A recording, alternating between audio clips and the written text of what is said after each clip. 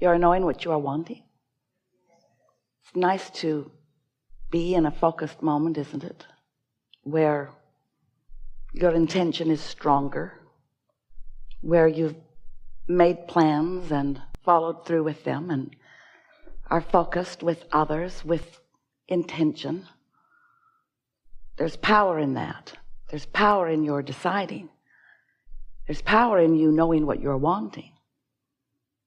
But you can't come to that knowledge quickly. It takes some exposure to life to come to decisions about what you want. And what you want matters. It is of primary importance. It's why you're here. It's why you decided to come into this physical body and to focus here into this time and space, in these beautiful bodies, in this important time where there is so much balance. And by that we mean variety. And by that we mean contrast. Because out of the variety, out of the contrast, even the part of the contrast that you don't want to be there, there is the potential, the likelihood, the strong likelihood of you coming to your personal conclusions about what you prefer. And sometimes you don't seem to know how important it is that you get to decide what you want. Because you live in a society that seems, although it is not an entity that thinks with one mind, but you often believe that you are supposed to think like everyone else in order for there to be harmony. And you often also think that others should think like you in order for there to be harmony. Because it feels like sometimes to you that when there is sameness, there is harmony.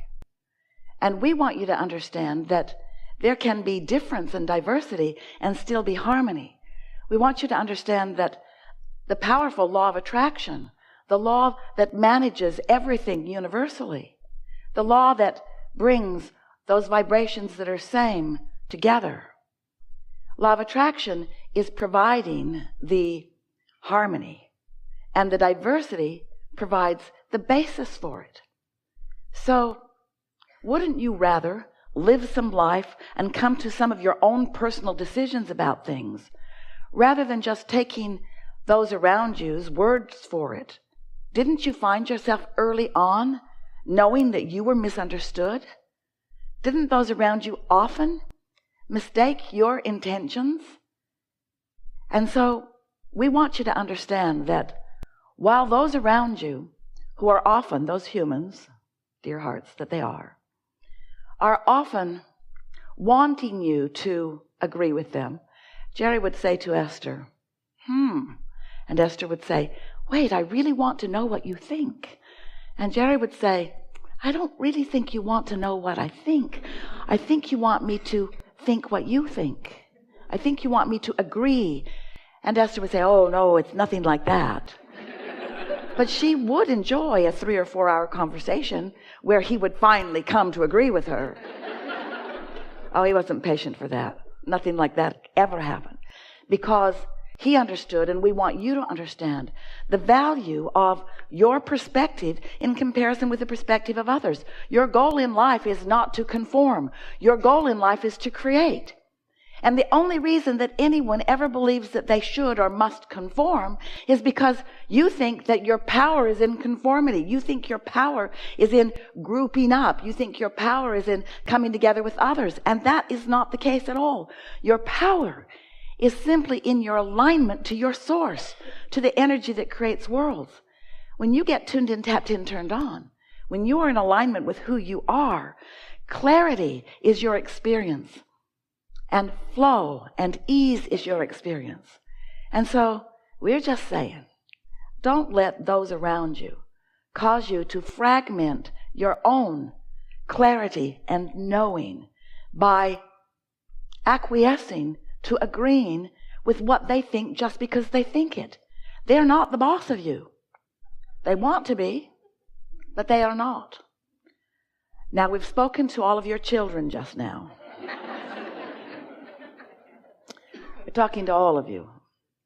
We want you to feel the freedom of living your life and minding your own business and not trying so hard to find agreement with others, not caring so much what you're getting back from others, not being so much a reactionary person, instead being one who lives your own life and comes to your own conclusion and launches your own rockets of desires and builds your own vibrational reality. Understanding that as you ask, even though it is often silent, when you know what you don't want, you know what you do want. You've been putting forth these rockets of desire, these clear rockets of desire, since your first breath here in this physical experience. And much was already in your vortex of intentionality before you even entered this physical body as consciousness. And so you are a powerful creator, and you have resources that are lined up for you. And as you've carved out the details of what you like and what you prefer and who you are, your inner being has found harmony with those ideas, understanding your worthiness and your goodness. And we are wanting you to understand your worthiness and your goodness. And most of all, maybe, your power. We want you to feel the empowerment of alignment and release the disharmony of fractured energy. When you say, I would like more money, we would like that to be a clear statement of expectation, anticipation. We think it would be so wonderful if you didn't water that down by saying, I want more money, but I don't have enough. That's a fractured statement. That's a fractured point of view. That's weakening your desire. Your desire was clear every time you launched the rocket. And Source heard you and believed you and agrees with you and is lining up circumstances and events to accommodate you. But when you notice what is and what isn't enough money, your attention to not enough money causes you to offer a vibration that contradicts the desire of wanting more money. And you can't have it both ways. You can't be offering a vibration of a desire for more money flowing to you at the same time that you're offering a statement that it isn't flowing. Because the universe is not responding to your words. The universe is responding to your vibration. And your vibration is understood by you by the way you feel. So if you feel downtrodden, if you feel disadvantaged, if you feel taken advantage of, if you feel not enoughness about something, then it doesn't matter how many words you offer, or how many people you tell, or how much you smile and hype your cause. The universe isn't responding to your words. The universe is responding to how you feel. So you've got to shift how you feel. If you don't have enough money, you've got to look for prosperity where it is in your experience. The prosperity of the sun coming up and the prosperity of the way you move freely in this nation. The prosperity of being so free that you can choose bondage. The prosperity of having that comfortable bed that you sleep in and that warm blanket that you pull up over you. You have to look for evidence of the prosperity that you wish to increase. You cannot look at the absence of something and increase what you want. Instead, you increase the absence of it. Doesn't that make perfect sense? The law of attraction is the law of inclusion. There's no exclusion in law of attraction. So when you look at something and you say, no, I do not want that, what you're actually saying to the universe vibrationally is, bring to me more of this that I do not want. So yes, yes, yes, yes, I want that. That's a really wonderful word. Yes, because yes is saying, come to me this thing I want. But when you say no, that's like saying, come to me this thing I don't want. So you want to begin to pay attention to what you're saying yes to and say it more often, and what you're saying no to and say it less often, because you get what you think about, whether you want it or not. So as we began talking to you some years ago, we wanted you to understand how it works. And so we, for a while, called this body of work The science, because it's ever-changing and evolving.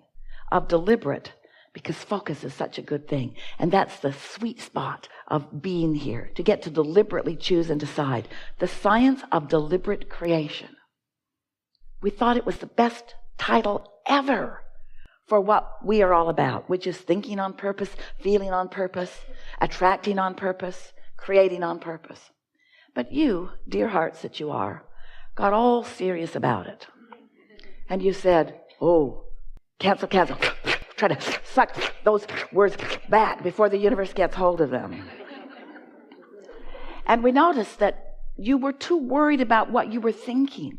You began to apply this soft approach to life that we were wanting you to understand, that we were wanting you to feel knowledge about. Because if you don't understand how the laws work, then you can't notice the consistency with which the law responds to you. Once you understand how the law of attraction works, then you can notice its absolute consistency, and then you can find your place within it. Once you understand that you were source energy before you came into this physical body, and that source energy part of you is still alive and well and active and dominant, then you can understand that you in every moment have a source energy perspective and a human physical personality perspective, and that those two perspectives are playing off of one another. In other words, you are having vibrational relationships with who you really are and what you really want and what you really know and what you're thinking and speaking and knowing in this moment. So the emotions that you feel have to do with how wide that gap is between you and you. When you are in sync with who you are and you've closed that gap, you feel love, you feel exhilaration, you feel satisfaction, you feel eagerness. But when the gap is wide, when what you're thinking is very different from what the source within you is thinking about this moment in time, because that's always where your inner being is focused, right here with you about what you're focused upon, right here, right now about what you're focused upon, right here, right now about what you're focused upon, right here, right now about what you're focused upon. So your inner being is focused. Did we tell you right here, right now about what you're focused upon? Do you understand that your inner being is focused right here, right now about what you're focused upon? And your opinion about what you're focused upon matters in relationship to how you feel.